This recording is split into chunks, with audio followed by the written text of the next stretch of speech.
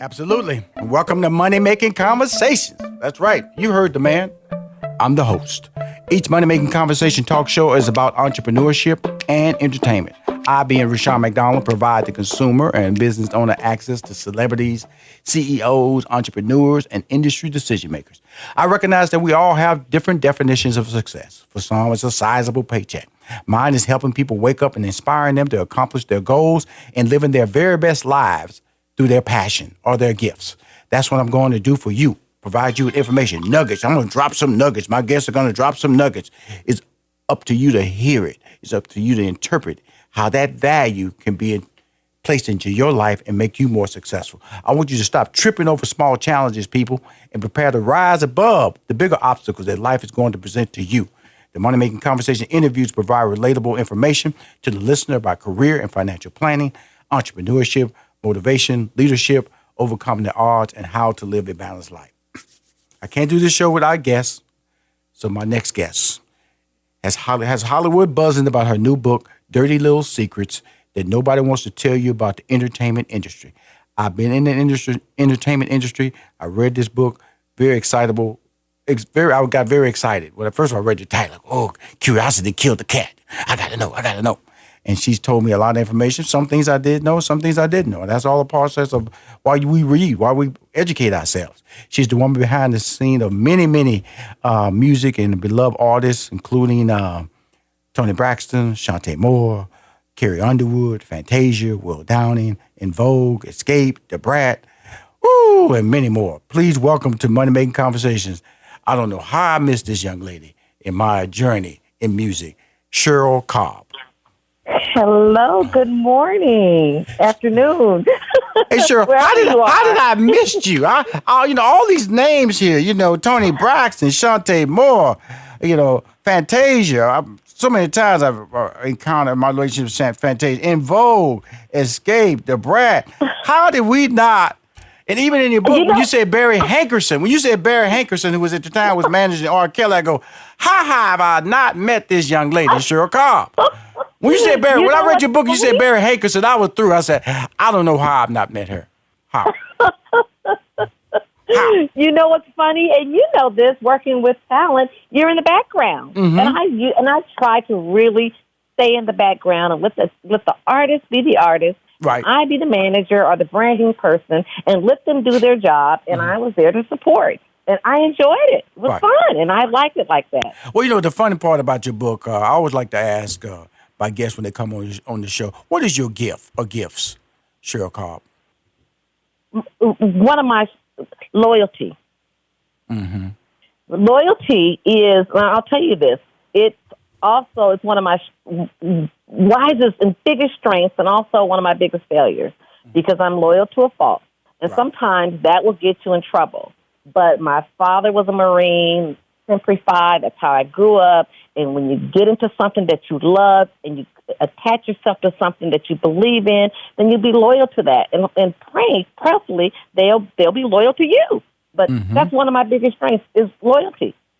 Well, it's really also, when I say that is that when I'm reading the book, one of the things one of my big takeaways from your book, the book I'm talking to Cheryl Cobb, and her book is entitled Dirty Lil Secrets That Nobody Wants to Tell You About the Entertainment Industry, was that we get into this business not really knowing our true gifts. That's why I asked what your gift was, because, you came in as an assistant for a lot of talented people. And one of the fun stories I read was when Toni Braxton looked at you and said, you're not a manager, you're not an assistant, you're a manager. And, the very next day, you quit and she fired you at the same time. Tell us about that story. It was a mutual agreement. It was. We were working on a video in Miami, Florida, and she was lovely. And I went in and we were introduced through a mutual friend. And after spending a couple of days on the video shoot on the way home, she was like, I don't know why you're trying to be my assistant, but she didn't know that I had just gotten into the business, and I'd been working with Luther Vandross for about maybe 9 months. That was my first gig with Luther Vandross, traveling the world, and she needed an assistant, and I was like, hey, this is the next gig, I'll take it. Right.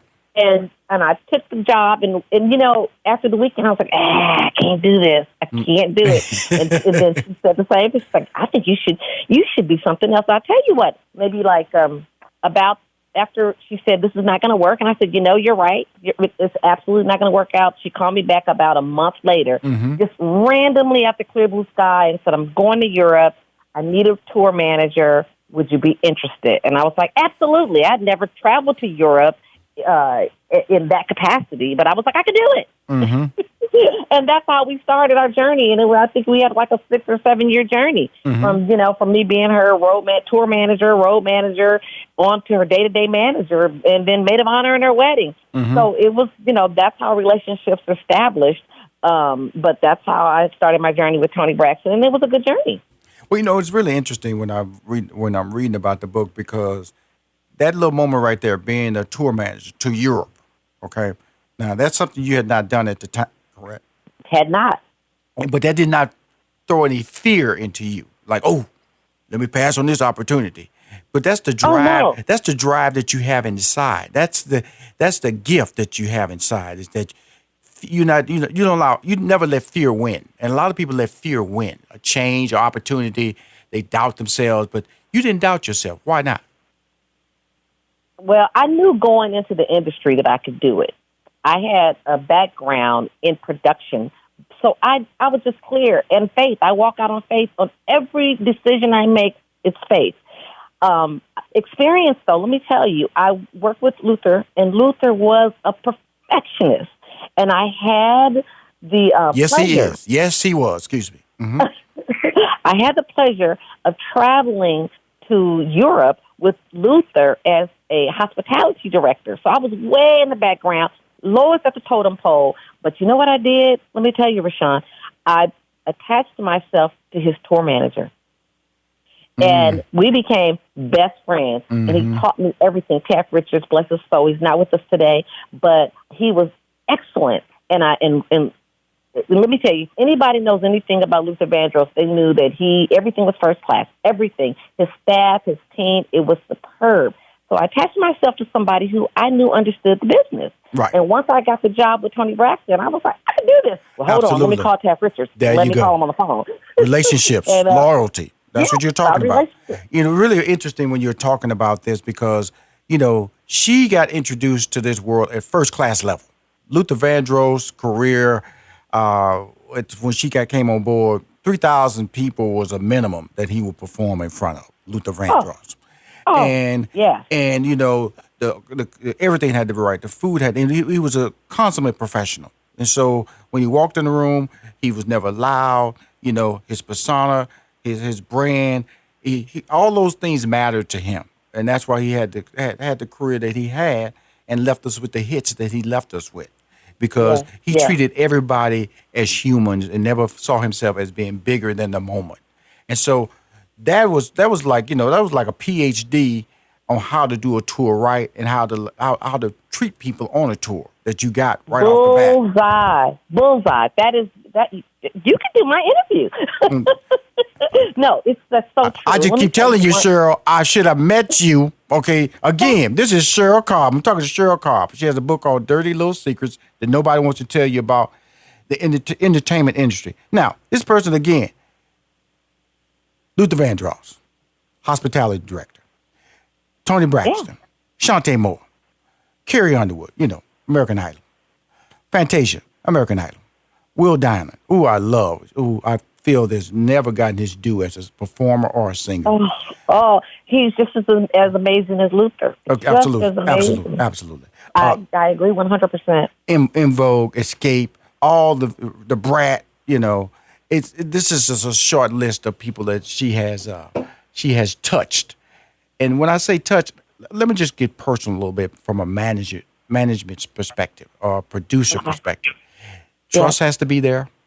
You have to have answers. When they will come to you for answers, and you can't go you better have an answer, because they are dependent on you when they wake up. They're dependent on you when you go to sleep. I remember Steve Harvey used to always tell me, here, you know everything, don't you, Rashawn? I go, yeah. See, and he would, and I'm gonna tell you, sure, he would look at me and go, "You serious, aren't you?" I said, "Yep, I am. Yes, sir, I am serious." What you need to know, Steve, I'm gonna tell you, because I'm not gonna sit up and tell you I don't know anything. And it was so funny out here because I managed Stephen A. Smith now, and it was so funny. Stephen A. Smith, he called me off guard, and he asked me a question. I went, I don't know. He went, hold up now, this needs to make the national news. Rushion McDonald said he didn't know anything. And so, and that dawned on me out of respect and also out of that people know that about your brand, that they know they can come to you and get an honest statement that they know. And that's what you have built in your life. You don't get all these names associated with your brand, Cheryl, unless you get that reputation of being honest, get that reputation of being able to deliver. Yes, yes. And let me tell you something. Very interesting that you said being able to be honest is so important. And one of the secrets in my book, I think it's number 9, is called Pick Your Battles. And what Pick Your Battles explains is that as a manager, your job is to advise and to consult. You're not their boss, and they're not your boss. Your job is to actually consult. When they don't take your advice or consultation, then your job is no longer needed. So, if I have an artist and I advise them and they decide not to take my advice, then my advice to them is do what you need. I'm going to back you, and we'll find a solution, right or wrong. But this is my advice, and this is wise counsel is so important. But at the end of the day, they make their own decisions, and you have to go with it. Absolutely. It was one of your favorite lines in this book. You said, you've been fired, rehired, and quit. You've been fired by some of the best people in the industry, and it's okay. Now, yes. Reason I'm gonna slow this down for a minute because I gotta talk a little racial here because I learned this. I learned this in the business, from my white counterparts. They would get fired. They come in, shake the person's hand, say thank you for the opportunity, and walk away. And I've seen my black counterpart mad. Well, we all know nobody likes to get fired. Nobody likes to get That's a bad experience, but this is the long run. This is the run. This is the relationship, how you react, because it's a very small circle in Hollywood. Yes, Entertainment is a very small circle. So if you're a fool over here, believe me, they're going to circulate to everybody real quick. So it's how you exit those dark moments is very key. And as from a minority perspective, you cannot take this stuff personal. You cannot. But you know what's interesting about that? That's a learned behavior, too. Because you could work at Walmart. Nobody wants to get fired, and it doesn't feel good. Under any circumstances, it doesn't feel good. But once you understand the process, and this is why I wrote this book, and You're Going to Get Fired is my number 1 chapter, is because you're going to get fired, and I teach you how to process it. And there's like 4 or 5 little steps that you have to go to get to recovery. And those steps, although they're small, as you say, little nuggets, they are meaningful. And when you understand them, and you begin to soar, because you go into your next job and you understand that it's a job, and you have to separate the friendship from the business. And don't get your facts in your don't get too up don't get too far in the book now, because you're in chapter 1. You slid down a chapter there now. I read your book now. You ain't gonna slow. Ain't gonna mess over me. We're gonna get this story told correctly on Money Making Conversation, because when she does a chapter, she does a little recap. Just in case you missed the nuggets and she's trying to drop in that chapter, she has a little reminder page. This is what I talked about, just in case you missed it. That way, if you read it and you go, I missed that, you can go back and see it. I'm talking to my girl, Cheryl Cobb. I don't know how that's going to be our relationship. I don't know how I missed Cheryl Cobb in Hollywood. She's an entertainment legend. Please, we will be right back with more Money Making Conversations. Hi, this is Rushion McDonald, and you're listening to Money Making Conversations. On the phone is Cheryl Cobb.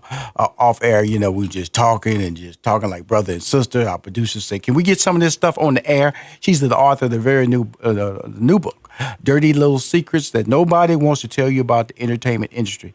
And the thing about it is that, being that I've been a successful, and I'm still a successful manager, producer, radio, TV. The thing about it is that being able to talk to somebody who's been there, done that, is really refreshing. And I found that really, really refreshing about your book is that it's very honest and very truthful. And putting together a book like this, walk us through the steps, Cheryl. First we start with experience. Mm-hmm. Just really experience. And I wrote another book, which I'll tell you about later. But when I wrote that book, it's a bigger book. Mm-hmm. But this 10 Dirty Lil Secrets is a small book out of the big book. As I was writing the book, I was like, gosh, these are nuggets that people need to know. So these were extracted out of my bigger book, and I decided to release this one first because right now, these kids out here, and then also experienced artists that can't reboot their careers need to read the book. Right. So that's how it started. It's just me going over, I was like, what are 10 things? Not a lot, just something simple. What are 10 things that I believe people need to know? And I decided to use the things that affected me most, which is friendship, mm-hmm. business, right, finance, loyalty, mm-hmm. Picking your battles, right, and then also the administrative stuff, which I'm sure we'll get into later, and that's called your team. Absolutely. And so and picking the right team and having the right team. So those were like the strongest things I can remember that will affect every artist. Every last one of these 10 nuggets will affect you no matter who you are. And so that's where the energy came from. I know I wanted to stay in order, but you brought up something that I want to keep at the top of the mind, the team. Who is your team? What is your team? I remember when I stopped managing Steve Harvey in 2016. And I was by myself, and I was trying to figure all this out by myself. And it took me about a year to realize, Rashawn, you were successful with Steve Harvey for sure, but you also had a team. And so in 2017, I started assembling a team around me. People who knew my brand, who trusted me, had more passion for my brand sometimes than I had. Because it's important to have people around you that have passion for your brand because it can get tiring. Just keep talking about yourself, keep motivating yourself, keep moving forward. And they'll drop some information about you that you go, oh, yeah, I forgot about that. Because I always tell people, when you keep telling the same story, you start reshaping it. Because out of boredom, you start changing it. And you start shortchanging your opportunity, to shortchanging the things that you've accomplished because you're trying to keep the story fresh for you. So it's important to have a team around you that will remind you of your story, the whole story, and to remind you of your capabilities, not a part of your capabilities, but your overall results. And that's why I keep reminding of the relationships that you have. Because when you come on my show, Money Making Conversation, I always want to talk about not so much what you're doing right now, but also that journey. Because that journey gives you the validation of why we're talking right now, why you can write a book like that. If I just start talking about this book, people may get lost going, I don't know. Well, who is she? Well, guess what? I'm about to tell you who she is. I'm about to tell you why you should be impressed. I'm about to tell you in this book, she talks about her flaws. She talks about her mistakes. She talks about how she's gotten up several times. How being fired was an attack on her integrity. How R. Kelly's old manager cussed her out like she was a man. That was the funniest line in that book. I'm telling you something. Wait, if you know Barry, you know it was funny. Oh, I'm going to tell you something, girl. When I read that line, I laughed so hard. I said, Cheryl said, he cussed me out like I was a man. Like I was a man. I was paralyzed. I was like, oh my God, truly paralyzed. And but I'll tell you, if that was a defining moment for me. Because I could have given up at that point because it didn't feel good and it hurt and I was scared. He loved me. He was just angry with me, and that was that. And so, but for me... But it wasn't right, though. It wasn't right, though. No, it wasn't right. It wasn't right. Mm-hmm. But you know what? I took that, and I was paralyzed. Let me tell you. I was paralyzed for a minute. And then I was like, you know what? He didn't make me. Mm-hmm. Mm-hmm. So let's go back to what I know, because what I know, nobody can take away from me. So let's take what I know and let's start there and start over. Yeah, I just had to say that. Something that you said I don't want to skip over is you were talking about the team. The team. Mm-hmm. And you asked me, how did I come up with the team and how did I recover from being fired or from... Absolutely. Let me just tell you this. Same thing that happened to you happened to me. Yes, ma'am. And you're out there alone on an island. You can get depressed. It's easy to get depressed. It's easy to go, okay, God, I've worked so many years for this person, and I've made them successful, and here I am alone. So I really started digging deep within. I was like, okay, I'm gonna come up with a thing, crown fixer. I need my crown fixed, and I'm gonna fix other people's crown. Okay. I'm betting on me. Okay, it's time to bet on me. Those were the things. So I have a good friend. I'm going to give her a shout out because she is the editor and ghostwriter with me on my book. Her name is Dr. Theon Gordon. I promise you, this woman is amazing. She said, I told her I had a story. She said, come talk to me. I sat there and I talked to this woman for about 3 hours. And the next day she brought the manuscript. And I couldn't believe. She was like, this is your story. You wrote this. I just typed it and just put it in order. And that's how we started writing, and we finished that book, and we started on another book.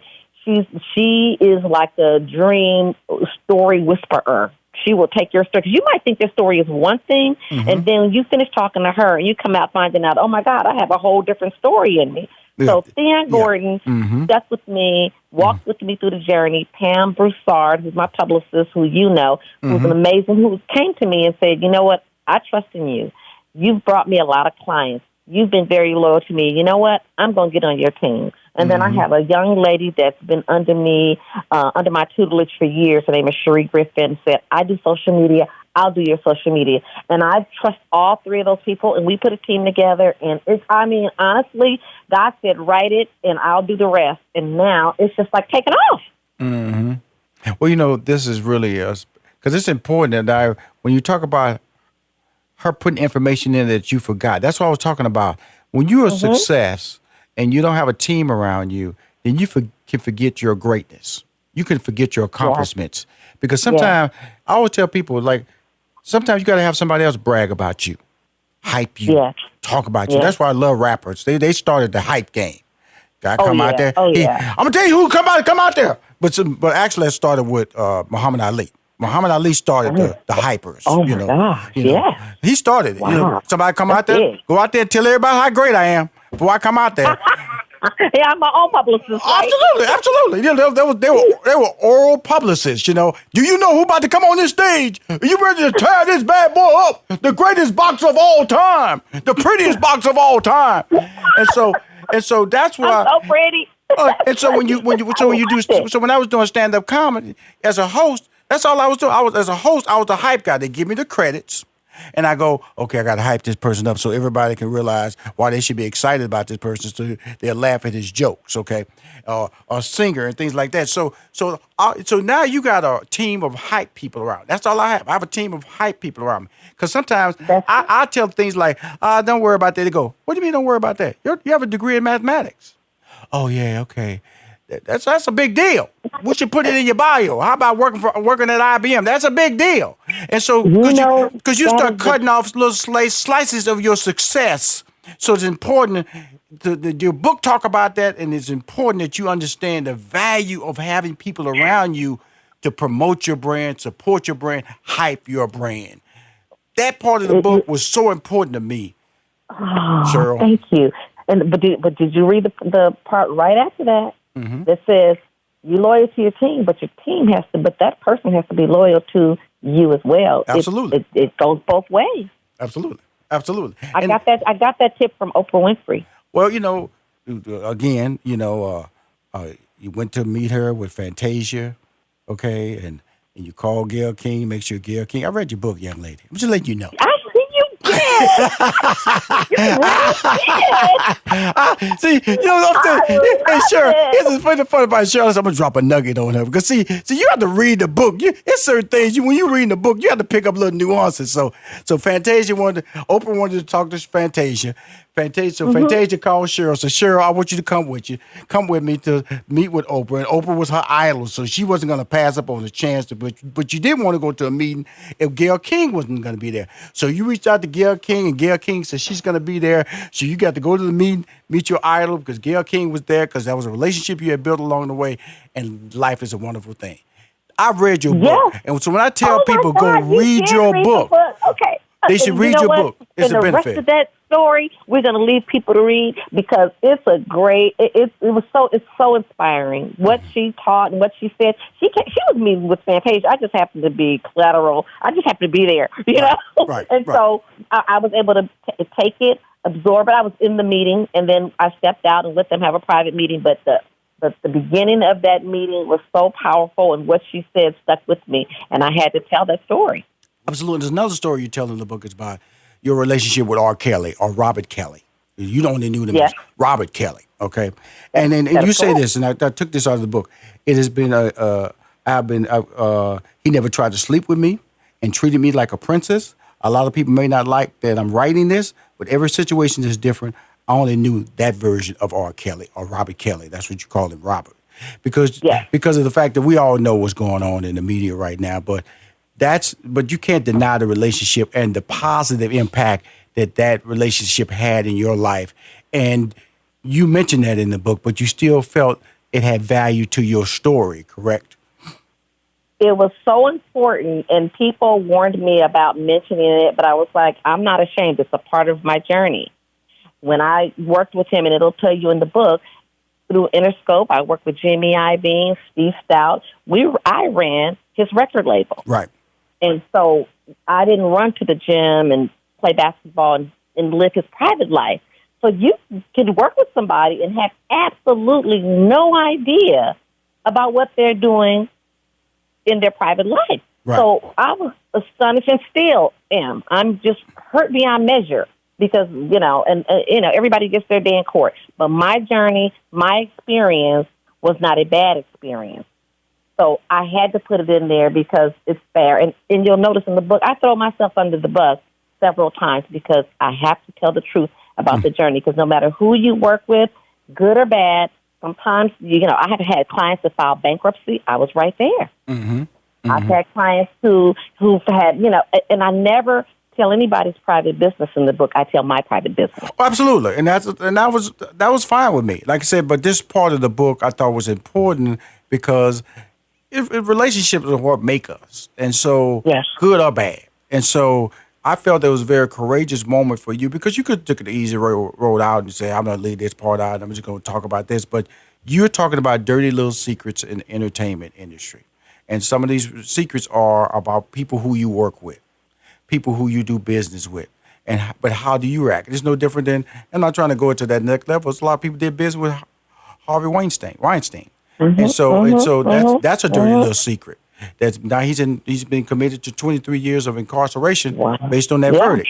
And so, but in your book, it's about relationship. You talk about it. It's about being fired. It's about the team you put around you. It's about the people, because the team is the key at that point now, because of the fact that you have people around you that tell you, I wouldn't do that. I would avoid those relationships. Is not something you should have on your resume. But those are the things that we deal in life. But you're telling this story. It's a great book. Cheryl, tell us how we get the book, because as you can see, I've enjoyed the book. I've lived that life as a manager, as a producer. You've dropped some nuggets on me, but more importantly, the nuggets that you're dropping in the book are relatable to everyday people.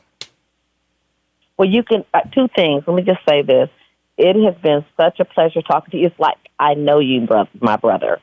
And the honor of it is that you understand and you clearly see it because you've had the same experiences. So I love that, and I love talking to you. And when we get off this line, we're going to talk a little bit more. But you can get the book. It's everywhere. 10dirtylilsecrets.com. Right. Go in, push the button, buy the book. But I'm also on Barnes & Noble. I'm on Amazon. I'm on Kindle. So I'm blessed to be everywhere, all over the world. You can find me. There's no way you can't. But 10dirtylilsecrets.com, easy enough. Just push it. The book is there. Mm-hmm. And all the other sites, I'm on Instagram, Facebook, all of it. 10 Dirty Lil Secrets. And I would just my closest day. One of my favorite chapters was the reality show that you were doing with Chante Moore, and how R&B divas of LA. Oh my God! It's because I've been there. They tell you one thing, then they get you out there. We're going. That's not working for us. We got to turn up the volume. We got to turn up the drama. This is not going to be this little nice story we told you guys we're going to do. And then you got to protect your brand, you got to protect your people, got to protect you. And then and you do it too quick, it blow up in front of you, and you just have to just take it. And that's how people can manipulate you in this business. And those are the dirty little secrets that she's talking about in the book. Is that just because you sign up to do something doesn't mean that's going to be the final story. Absolutely, and that's the fact. Cheryl, I'm so glad I'm so happy. I do great. I want to thank you for coming on my show, Money Making Conversation. If you want to hear more interviews about Money Making Conversations, just go to moneymakingconversation.com. I'm